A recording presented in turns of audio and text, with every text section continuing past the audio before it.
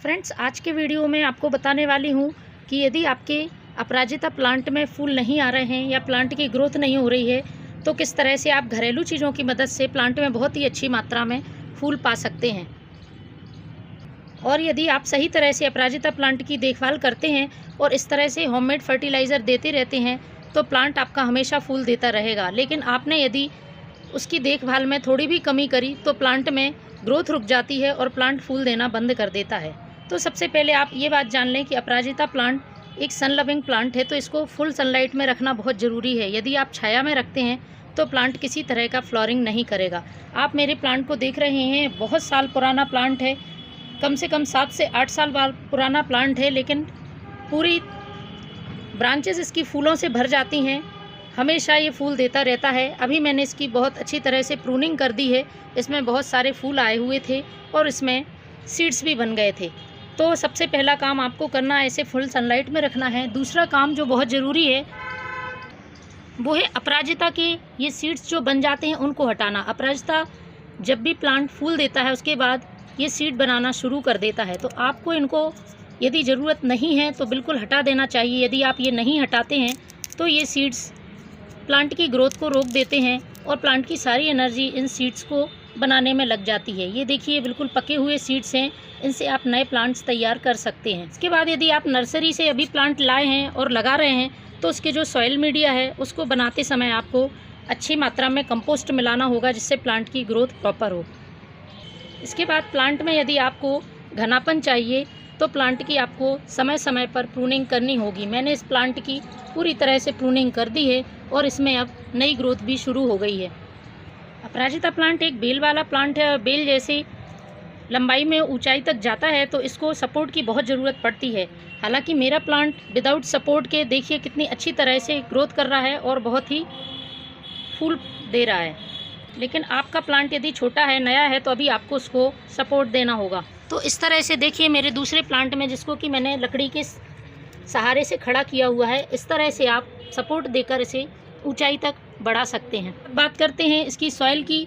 Soil की अच्छी तरह से गुड़ाई होनी चाहिए। किसी तरह का बीड्स इस प्लांट की मिट्टी में नहीं होना चाहिए। तो समय समय पर महीने में एक बार और जब भी आप फर्टिलाइज़र देते हैं तो आप इसकी गुड़ाई मिट्टी की ज़रूर करें, जिससे कि इसकी जड़ें मजबूत बने और प्लांट हमारा बहुत अच्छी तरह से ग्रोथ करे। यदि ये चीज़ें आप ध्यान रखते हैं तो आपका प्लांट कितना भी पुराना हो, सालों साल फूल देता रहेगा। आप देखिए इस स्टेम से अंदाज़ा लगा सकते हैं कि ये कितना पुराना, इसमें छाल बनने लगी है, कितना पुराना प्लांट है और बहुत ही तेज़ी से ग्रोथ करता है और इसमें बहुत सारी फ्लावरिंग होती है। तो चलिए मैं बताती हूँ वो कौन से घरेलू तरीके हैं जिनसे कि आप प्लांट में बहुत अच्छी मात्रा में फूल पा सकते हैं।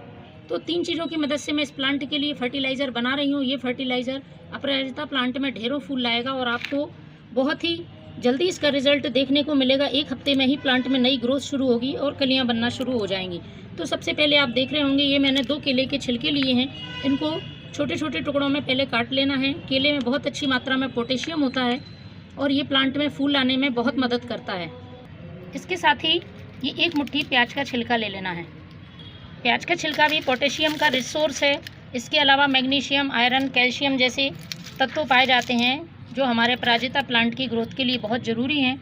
इन दोनों को एक जार में डाल देना है और पानी भर देना है और इसको ढककर 1 दिन के लिए रखना है। तो फ्रेंड्स, 1 दिन पहले जो मैंने बनाकर रखा है प्याज और केले के छिलके का लिक्विड, वो ये तैयार है।